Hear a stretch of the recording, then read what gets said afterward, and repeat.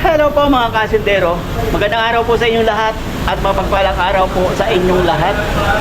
At ito nga, may share ako sa inyo. Ito ay Hyundai Tucson 2018 model. Magpapalit tayo ng evaporator. Backlash dashboard ito.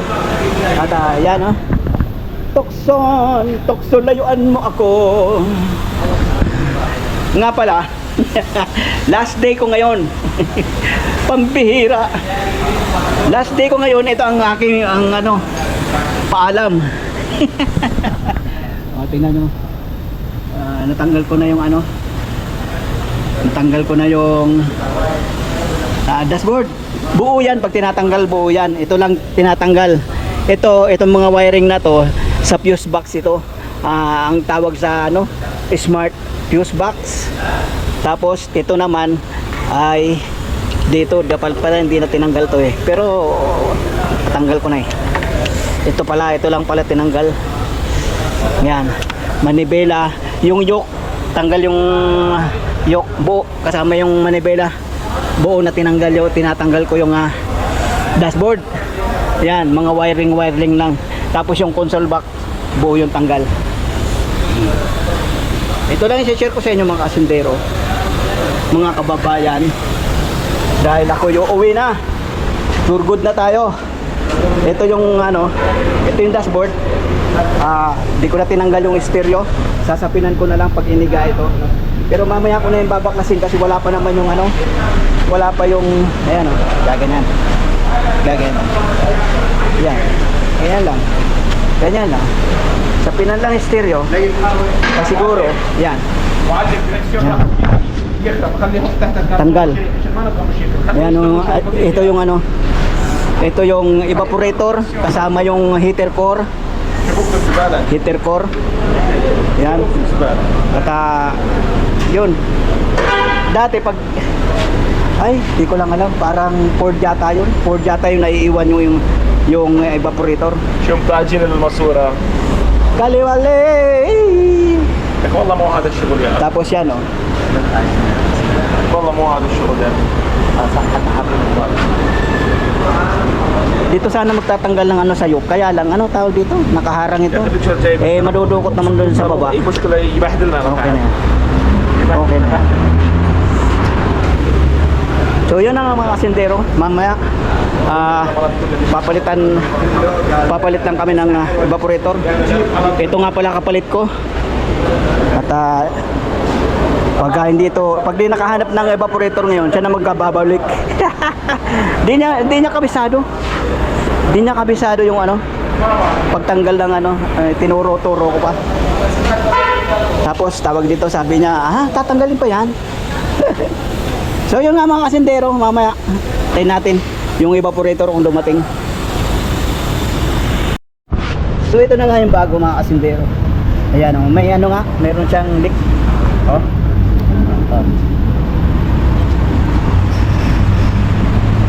Tapos hindi mo na kailangan tanggalin ang buo yung hindi mo na kailangan tanggalin buo yung ang kaha ng evaporator. Dito lang sa ilalim may tornilyo lang yan yan. Yan. Tanggalin mo lang ganyan, mahugot mo na yung evaporator. So yun, matatapos ngayon to.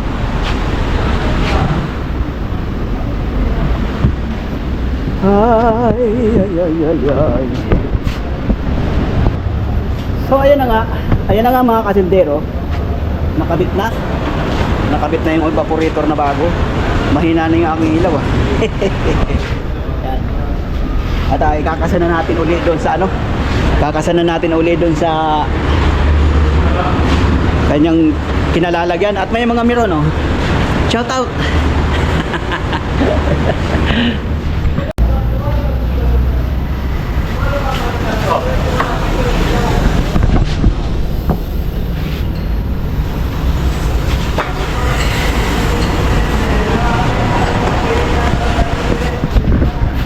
Lagi ka? At hindi?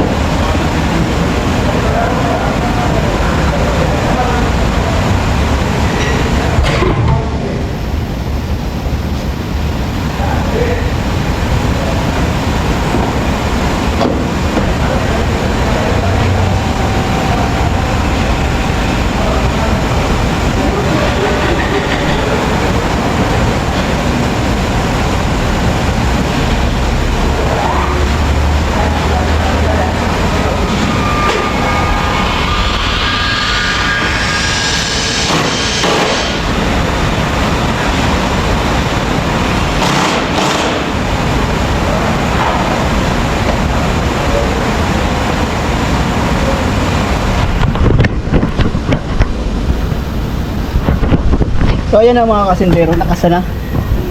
Sentro naman yung mga butas. Kasi may guide yan may guide yan dito na ano matulis na ganyan. Ganun. Hindi sa lalapat kung hindi sabay. Kaya pala hindi maipasok kaagad dahil yung yung tubo ng tubo ng heater. Yan. Yan ang kanina. Kaya hindi agad na ipasok. So yun na nga. Ganyan lang yan mga kasindero. Saglit lang inumpisa namin ang alas 8:40. Alas 8:40. Ang oras ngayon ay oras? Anong oras? Anong oras? Alas 10:17. Yan. Bago mag alas 12 tapos na yun. So yun lang mga kasindero ang share ko sa inyo. Yan ang ano ko, yung pinakahuli kong trabaho dito sa shop. Ayan. Baklas din diyang mga yan kasi may tornilyo doon, dalawa. So yun na nga mga kasintero, hanggang dito na lang aking masishare sa inyo. Ganun din man yun, ibubuin na lang naman tapos magkakarga na ng preyon. Kaya nga pala nabutas yung ano, evaporator. Kaya nabutas yan kasi yan yung ano, yung mga pampabango, yung mga sinasabit-sabit na pampabango, yan ang nakakadali dyan. Tingnan nyo, tingnan yung kulay oh, dito, samantalang sa kabila oh, para may kalawang. Ayun, nakikita nyo yung ibang kulay na yan. Yan yung ano, may tagas.